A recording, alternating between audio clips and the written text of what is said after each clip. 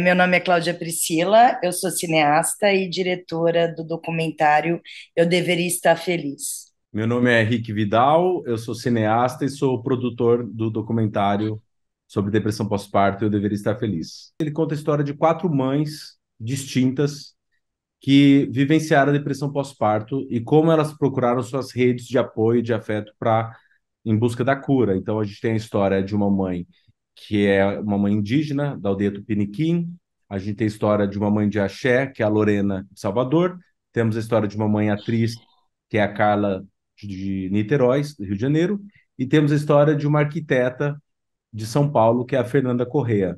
E a gente acompanha o dia a dia dessas mulheres para se curar, como elas se curaram com relação a essa doença.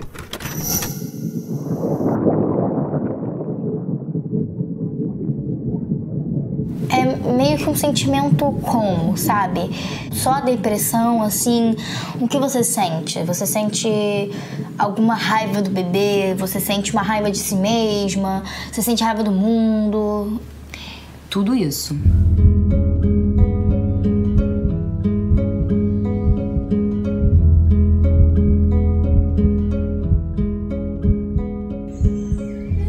Foram dias de muito choro, foram dias de muita dor. Por que que eu não estou 100% feliz depois do nascimento, né? Aquela mesma culpa que a gente já carrega, parece que desde que sabe que tá grávida, assim.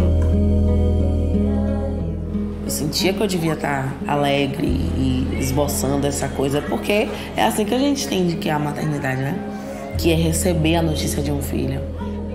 Na verdade, a maternidade em si, ela foi santificada, né? As religiões católicas santificaram Maria e aí pegam as mães e santificam também. Como a santa sofre horrores com o sofrimento do filho, a mãe também tem que sofrer horrores com o sofrimento do filho. A mãe tem que amar, amamentar, tem que... Ai, meu Deus. E eu não sei viver nesse drama. Uma coisa bem interessante desse projeto, né, desse filme, é que ele nasce a partir, primeiro, né, de uma experiência pessoal de você, Rick, e depois também eu li uma entrevista da Cláudia em que você também menciona algumas questões que você teve na sua maternidade, digamos assim, durante a maternidade. E eu queria que vocês falassem um pouco disso, né? Não necessariamente é uma regra, mas né, como jornalista, eu sempre fico muito feliz quando há uma conexão, né, do tema com o profissional que está realizando aquele filme, né? Acaba ficando mais pessoal nesse sentido. E isso foi mais desafiador, foi mais fácil ou mais difícil para vocês ali no dia a dia da filmagem? Esse filme nasce de um convite do Rick para mim, aí eu queria que o Rick falasse por que você pensou, Rick, de como você teve a ideia, né, de fazer esse filme. Eu sou filho de uma mãe que teve depressão pós-parto e ela não conseguiu nem me reconhecer, nem minha irmã, quando a gente nasceu. Eu falo isso e abertamente ela fala sobre isso. Ela teve uma depressão muito severa, beirando a psicose, de psicotizar e não reconhecer. E por volta dos meus 12 anos, aí ela teve consciência de que ela teve depressão pós-parto. E aí eu comecei a conversar com ela sobre isso, e mais do que eu senti uma rejeição, eu senti um amor muito grande. Uma mulher que tem toda uma obrigação de ser a mãe perfeita, e ela, de repente, não conseguiu ter prazer na maternidade. Para ela foi um terror. Então eu pensei, por que não fazer um filme sobre isso, com um time formado 100% por mulheres, cis e ou trans, e, e além do filme, fazer ações, aplicativo gratuito, Eu Deveria Estar Feliz, tentar homologar o Dia Nacional do Combate à Depressão Pós-Parto, rodas de conversa itinerantes. E aí, de tudo isso, eu tinha um sonho gigante de trabalhar com a Cláudia Priscila, e só que eu não imaginava que ela fosse topar. A gente fez uma reunião num café, por indicação de uma amiga, o que era para durar meia hora foi 3 horas de reunião, e aí eu percebi o quanto que ela tinha interesse em falar sobre isso. E aí eu queria passar para você, Claudinha, porque não teria outra pessoa para fazer melhor do que ela, e não estou falando isso na frente dela, não. Ela sabe quanto que eu sou grato por isso. Não seria outra pessoa melhor. A nossa reunião deu super match, né? Deu. Foi maravilhoso e resultou nessa aliança, nessa nesse companheirismo que gesta esse filme. Eu trabalho há muito tempo com questão de gênero, assim, é o grande tema do cinema que eu faço. É um lugar onde eu posso debruçar meus olhos e colocar uma lente em vários. É um lugar muito amplo, então eu posso ir colocando em lentes em vários lugares, né? Desse grande tema, desse grande guarda-chuva. Então esse filme me instiga muito dessa para falar sobre essa questão da maternidade, desse papel de gênero, né, desse papel social da mulher na maternidade. Eu sou mãe, então é claro que é um assunto que me atravessa. Até hoje me atravessou de uma forma também avassaladora, embora eu não tenha tido depressão pós-parto, mas eu acho que é uma experiência, enfim, que gerar também não quer dizer que vai ser mãe, mas no meu caso, uma coisa levou a outra, e é um atravessamento radical, né? É, físico, intelectual, emocional, hormonal, então, assim, são muitas camadas. Então, mesmo eu não tenho tido o sofrimento que essas mulheres vivenciaram, a maternidade ela une a mulher em alguns pontos, sabe? Ela diz um pouco da gente, né? Um tanto da gente nesse lugar. Então, foi um aprendizado enorme assim com elas de entender que às vezes você tem o filho e a maternidade, você consegue parir uma mãe. Às vezes parir essa mãe é muito difícil, é um caminho tortuoso. E às vezes não rola de parir essa mãe. Às vezes nasce um filho, mas esse papel social da mãe não lhe veste, não lhe cabe. Então foi muito, muito bonito esse encontro com essas mulheres. Foi muito emocionante fazer esse filme para mim. O Rick mencionou agora há pouco uma questão que eu acho muito importante e eu pergunto isso, inclusive, estando num processo de gravidez, né? Eu e a minha esposa acabamos de completar 25 semanas de gravidez, né? E é um pouco isso, né, Cláudio, que você falou também, né? Dessa montanha-russa, eu diria, né? De sentimentos, de novas experiências. E uma coisa que eu gostei muito no filme, e o Rick mencionou, é que vocês não tratam a maternidade, a gravidez, como uma coisa idealizada, como algo romântico, né? As próprias personagens lembram disso o tempo inteiro, né? Da idealização da maternidade. E às vezes é muito comum a gente, nesse processo, ouvir coisa. Ah, minha gravidez está ótimo, está tudo lindo, maravilhoso. E a gente sabe que como você falou, Cláudio, uma coisa radical, né? Uma mudança, principalmente para a mulher, assim, uma mudança física no corpo, na cabeça, em tudo, assim, né? Então eu queria que vocês também contassem um pouco como que vocês encontraram essas personagens e se essa questão de não romantizar e não idealizar a gravidez já era algo que vocês pensavam antes ou surgiu das personagens.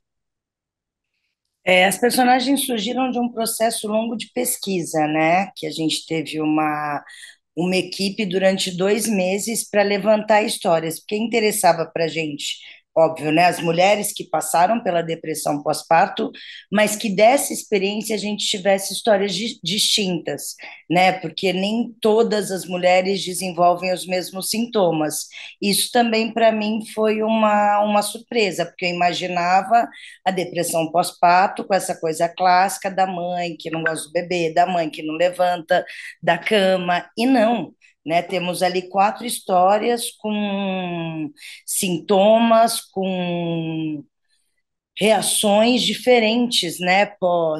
Pós-parto, assim, algumas automaticamente pós-parto, outras que demoraram mais, enfim, fichas que foram caindo. Então, eu gosto, sim, a gente tem um filme sobre depressão pós-parto, mas eu gosto muito onde as personagens elas se afastam, sabe, onde elas se tornam singulares, elas se tornam seres individualizados dentro dessa narrativa, sabe? Eu acho que é a partir disso, é a partir desse processo da gente entender que cada história é uma, nenhuma mãe é igual a outra, que a gente vai conseguir realmente humanizar, né, esse lugar e falar disso de uma forma potente.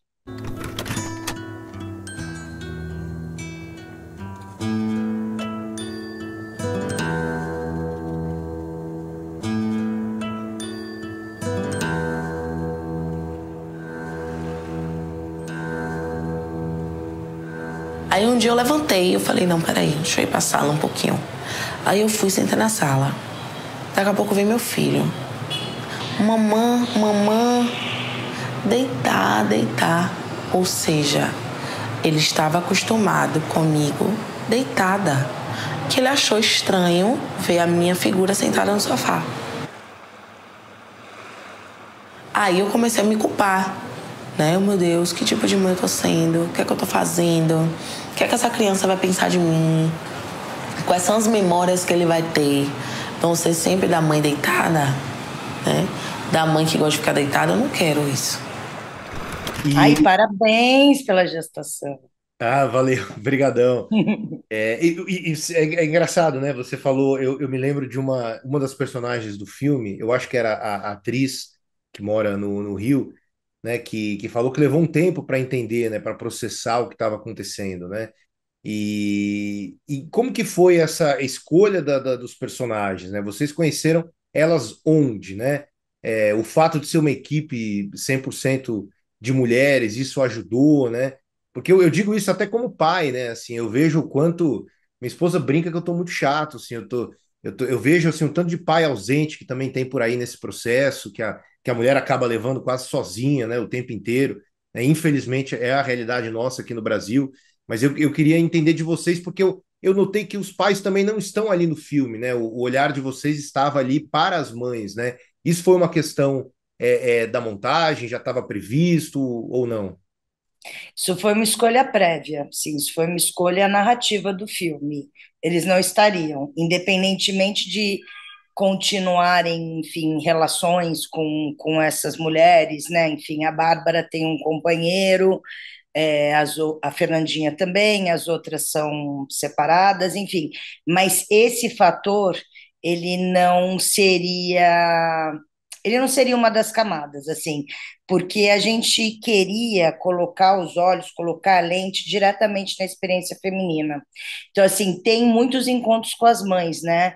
Eu fico pensando que essa mãe já estava dentro daquela, que estava dentro daquela, sabe? Então, assim, existe um processo aí, um cordão, uma extensão dessas mulheres, e eu acho que o filme a gente também propõe, sabe, romper com isso e repensar esses lugares, que até então a gente veio repetindo.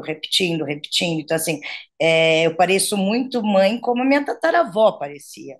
Sociedade me trata como mãe como a minha tataravó era tratada. Eu acho que a sociedade me tratar desse jeito, meu papel social de mãe, ele é igual da minha mãe, né? Claro, a gente está em outros lugares, só que estar em outros lugares, que a partir do momento é maravilhoso, também diz é uma sobrecarga, eu sou mãe e trabalho, né? E quem cuida? Então, eu acho que era um filme dedicado e o nosso olhar era da narrativa feminina, né, da experiência que esses corpos passaram. Agora, o filme, ele é para todo mundo, porque eu acho que cada vez mais enfim, estou entendendo que a próxima geração ela tem que ser cuidada por toda uma sociedade. O cuidado ele deve ser dividido, né? Ele é um compromisso. Próxima geração é um compromisso de todos, não um compromisso das mulheres. Então, eu acho que por isso também é importante a gente trazer no bojo da depressão pós-parto aparece a maternidade compulsória e a romantização. São coisas muito importantes serem faladas para a gente entender alguns dos motivos que geram essa doença, né? Esse trauma pós-parto. Mas é isso, é um filme que a gente fez exclusivamente com mulheres, mas não é um filme só para mulheres. Não, e ouvindo você falar, eu automaticamente fiquei lembrando, né, das experiências audiovisuais que eu tive em relação ao tema maternidade, né? Você, o Rick também, enquanto cineastas, qual que é a análise que vocês fazem, né, da participação do cinema, das novelas, de como que o audiovisual brasileiro, tradicionalmente, historicamente, retrata as mães, né? Pela minha memória, se a memória não estiver me traindo, geralmente é essa maternidade mais idealizada, né? A mãe como super-heroína, né? Uma das personagens do filme fala isso, que a primeira coisa que ela percebeu é que ela não era uma heroína, né? ela tinha várias questões ali, né? Mas vocês acham que faltou durante muito tempo esse comprometimento de quem produz audiovisual no Brasil para não passar essa imagem da maternidade romântica? Eu acho que a gente acaba espelhando a sociedade, né? A cultura, ela é uma situação de um tempo, né?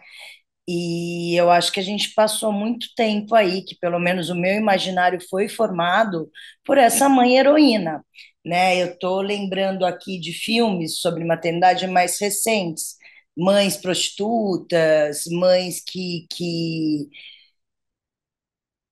estou lembrando que uma mulher sob influência, que Cassavetes, que já é antigo, é uma mãe ali, né? Uma mãe problemática. Estou lembrando aqui, mas assim, a maior parte que me vem é essa mãe Maria, essa mãe heroína, essa mãe que dá vida pelos filhos. Recentemente, o Madres Paralelas do Almodóvar, a Penélope Cruz, é essa mãe heroína. Então, assim, a gente rompe, né? Algumas obras audiovisuais, alguns filmes, eles rompem, mas sempre tem alguém ali, ó, continuando essa corda, que está tudo bem mais ou menos, mas que faz parte do imaginário da nossa sociedade. A gente está mais atento com isso, mas a gente ainda não rompeu. Então, assim, esse ainda, infelizmente, é um espelho. A partir daquele momento, a romantização que não tinha entrado antes entrou com tudo. E aí eu virei a mãe divina. Fiquei grávida e foi lindo. Foi lindo, passei toda a minha gravidez no mar, rezando, meditando, fiquei linda, brilhante. Fiz teatro de rua, estudava parto orgasmático, eu tive parto em casa, então preparei parteira. Fiz tudo isso, essa coisa da mãe divina, Pachamama. Eu virei a Pachamama, pá. Então eu tive muita idealização e tive muito romantismo. E estava animada com aquilo, com aquela realidade, né? Aquilo ali também era lindo.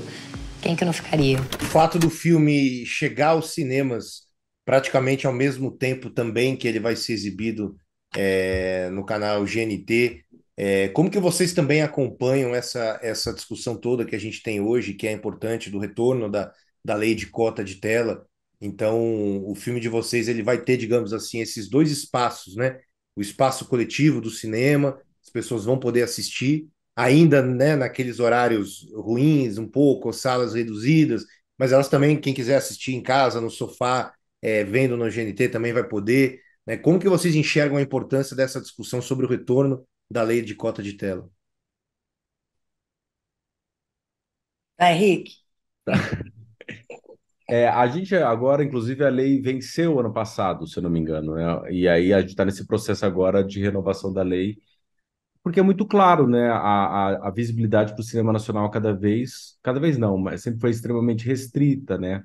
Então, quando a gente tem filmes tomando todas as celas nacionais e filmes internacionais que não são brasileiros, é desesperador, porque se a gente quer falar. A Cláudia falou sobre o retrato da sociedade, o filme é sempre o retrato de uma sociedade.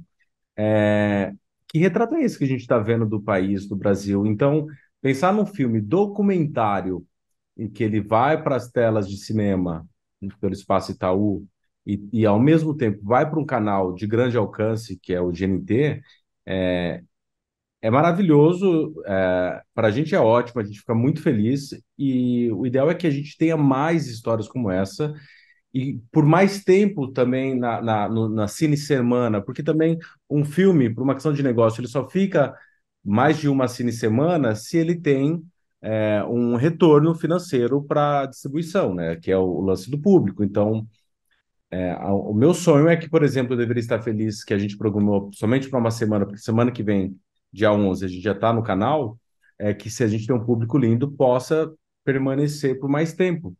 Mas a nossa cultura é muito complicada essa coisa de valorizar o que vem de fora, né? O público em geral. E o que é nosso não ter esse devido respeito, essa atenção, sabe? E nem uma política que agora esperamos que tenhamos mais forte, uma política para estimular a maior presença do cinema brasileiro na própria casa que é o Brasil, sabe?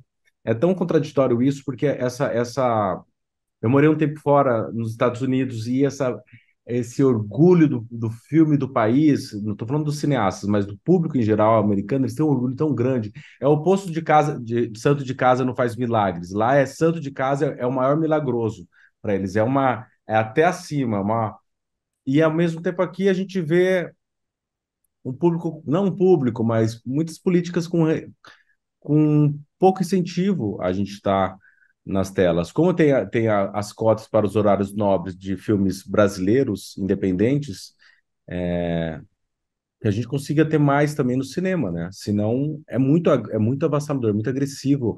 Toda a campanha de marketing que vem de fora de um filme. Você pega a Barbie, é assustador a campanha, as estratégias e as formas de atuar ativamente nas redes sociais para levar as pessoas para salas de cinema e ocupar o espaço que deveria ser nosso, sabe? O espaço devido da produção brasileira de cinema.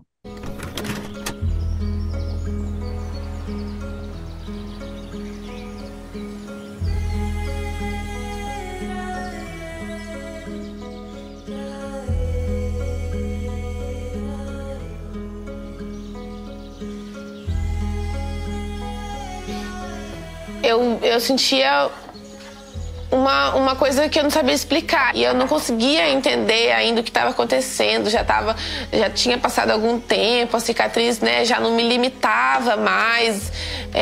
Mas ela estava aqui. Então, olhar para ela ainda me trazia uma dor que eu não conseguia explicar.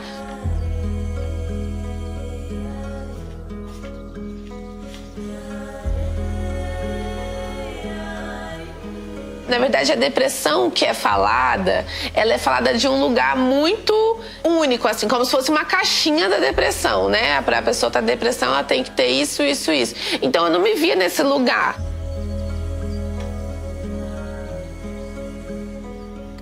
Teoria de cinema se discute muito o tal do audiovisual expandido, né? E eu acho que além do filme que estreia agora, vocês também têm uma série de ações ali, né? Eu queria que vocês falassem um pouco disso, né? Porque eu costumo dizer que quando isso acontece é um tipo de filme que eu chamo de filme aberto, né? É o filme que não termina ali nos créditos finais ali. É um pouco do que vocês queriam também, que outras mulheres entrassem nesse debate, nessa discussão, né? E o que as pessoas vão poder encontrar? Tem até aplicativo, né? Queria que vocês contassem um pouco sobre essas ações todas aí. A ideia da gente fazer um filme de levantar um tema e que ele não se restringe a uma tela de cinema, de TV, era algo que a gente sempre quis. Isso está ligado com que chama hoje de produção audiovisual com distribuição de impacto, que basicamente é você levantar um tema para você estimular ou uma nova mentalidade no público, ou criar comunidades ligadas ao tema, ou comunidades de boicote a um produto ou ligados a alguma causa pró ou contra algo socioambiental, e ainda tem a possibilidade de poder alterar uma lei ou criar uma lei de um país. Então, quando a gente está falando de produção audiovisual com distribuição de impacto, e isso vem muito do Doc Society, que é uma ONG inglesa, que ela é muito séria e ela estimula o mundo inteiro a produzir filmes desse formato audiovisual. E aí o Eu Deveria Estar Feliz é um projeto que começa com um filme, um longa-metragem, dirigido pela Cláudia Priscila. A gente tem a exibição nas telas de cinema, na televisão também. E, para além das exibições, a gente criou o aplicativo Eu Deveria Estar Feliz, que é gratuito, tanto nas plataformas do Android, que é o Google Store, quanto o Apple Store. Ele já está disponível. É um aplicativo feito junto com a equipe da Unifesp, a doutora Sheila Caetano e o doutor Marcos Vieira, psiquiatras, para que as mães possam baixar esse aplicativo e conhecer mais que doença é essa.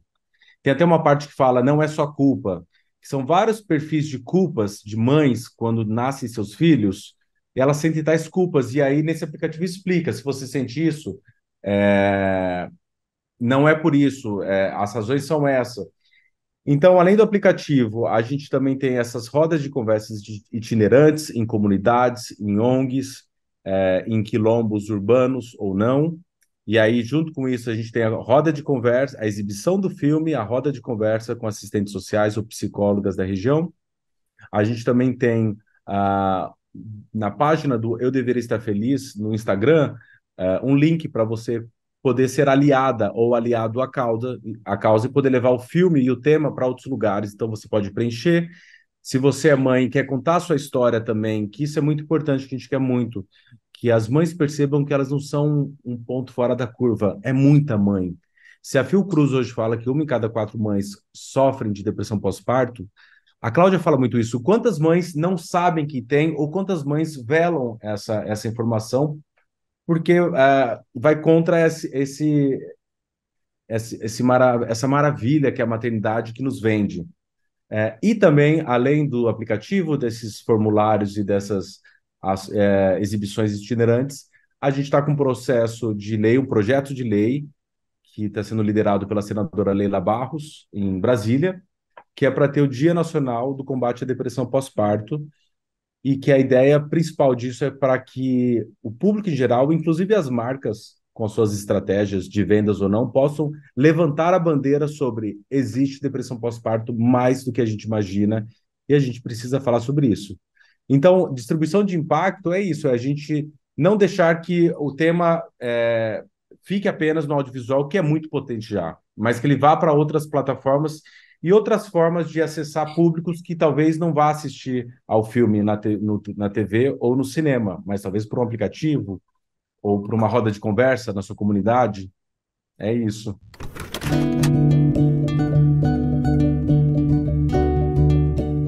Você cria um imaginário de que você vai pegar um nenê e você vai amá-lo logo de cara.